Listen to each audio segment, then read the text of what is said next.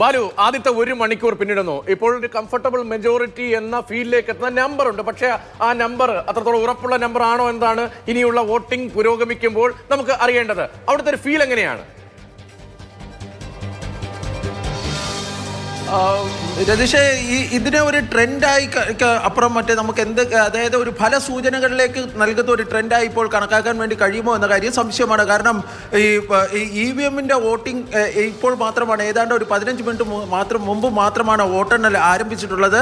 ഇനിയാണ് യഥാർത്ഥത്തിൽ, അതായത് മിക്ക സ്ഥലങ്ങളിലും ഈ 1ാം റൗണ്ട് പോലും പൂർത്തീകരിച്ചിട്ടില്ല. ഈ തെരഞ്ഞെടുപ്പ് കമ്മീഷന്റെ ഔദ്യോഗിക വെബ്സൈറ്റിൽ പോലും 2ഓ 3ഓ മണ്ഡലങ്ങളുടെ ഫലം മാത്രമാണ് വന്നിട്ടുള്ളത്. അതുപോലും പോസ്റ്റൽ ബാലറ്റിലെ നിന്നുള്ള വോട്ടിംഗ് അല്ലെങ്കിൽ അതിൻ്റെ ഫലം മാത്രമാണ് ഇതുവരെ പുറത്തു വന്നിട്ടുള്ളത്. അതുകൊണ്ട് തന്നെ ഇപ്പോൾ വന്നിരിക്കുന്ന ഈ ഫലസൂചനകളെ ഒരു ട്രെൻഡായി നമുക്ക് കണക്കാക്കാൻ വേണ്ടി കഴിയുമോ എന്ന് പറയാൻ വേണ്ടി കഴിയില്ല.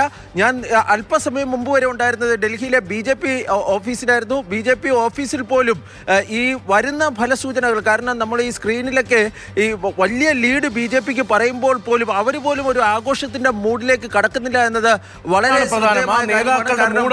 കാരണം അവിടുത്തെ ഗ്രൗണ്ട് റിയാലിറ്റി അറിയുന്നത് അവർക്കാണല്ലോ, അവർക്കറിയാമല്ലോ ആദ്യ ട്രെൻഡ് വരുമ്പോൾ അതെങ്ങനെയാണ്. ഇപ്പോൾ നമുക്ക് പോസ്റ്റൽ ബാലറ്റൊക്കെ വരുമ്പോൾ നമുക്ക് സാധാരണ അറിയാം പോസ്റ്റൽ ബാലറ്റിൽ കാണുന്ന ഒരു ട്രെൻഡ് ആയിരിക്കില്ല എന്ന്. BJPക്ക് അപ്പർ ഹാൻഡ് ഉണ്ടായേക്കാം. ആ ഓഫീസിലെ നേതാക്കളുടെ ഒരു ഫീൽ എങ്ങനെയാണ്? അവർ ഇതിനെ ഗൗരവത്തിലേ എടുക്കുന്നില്ലേ? ഇതൊരു ട്രെൻഡായി കണക്കാക്കുന്നില്ല? ഈ ഓരോ പോളിംഗ് ബൂത്തുകളിലും നേരിട്ടും അവർക്ക് വിവരങ്ങൾ ലഭിക്കുന്നുണ്ടല്ലോ, അതേക്കുറിച്ചൊക്കെ അവർ പ്രതികരിച്ചു തുടങ്ങിയോ, സംസാരിക്കുന്നുണ്ടോ? ഈ പോസ്റ്റൽ വോട്ടിനെ സംബന്ധിച്ച് ഒരു പ്രത്യേക ഒരു കാര്യം പറയേണ്ടതുണ്ട്. കാരണം കഴിഞ്ഞ തെരഞ്ഞെടുപ്പുകളിലൊക്കെ BJP പരാജയപ്പെടുമ്പോൾ പോലും ഡൽഹിയിലെ ഈ പോസ്റ്റൽ വോട്ടെണ്ണുമ്പോൾ ആ ഘട്ടങ്ങളിലൊക്കെ തന്നെ BJPക്ക് വലിയ ലീഡാണ് നൽകിയിരുന്നത്. പ്രത്യേകിച്ച് ഈ കേന്ദ്ര സർക്കാരിൻ്റെയും അതുപോലെ തന്നെ ഡൽഹി സർക്കാരിൻ്റെയും ഒക്കെ ജീവനക്കാരുടെ സംഘടനകളിലൊക്കെ BJPക്ക് വലിയ സ്വാധീനമാണ് ഉള്ളത്.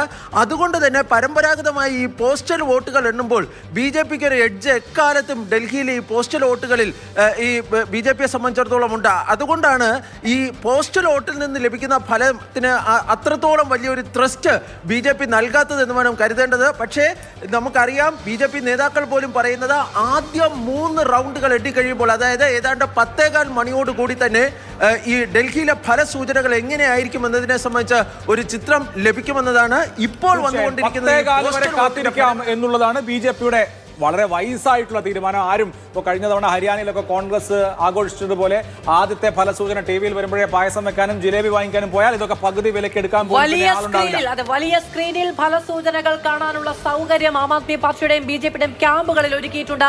അതിലേക്ക് ഉറ്റുനോക്കിയിരിക്കുകയാണ്. 47 സീറ്റുകളിൽ ലീഡെടുത്ത് BJP മുന്നിട്ട് നിൽക്കുന്നു.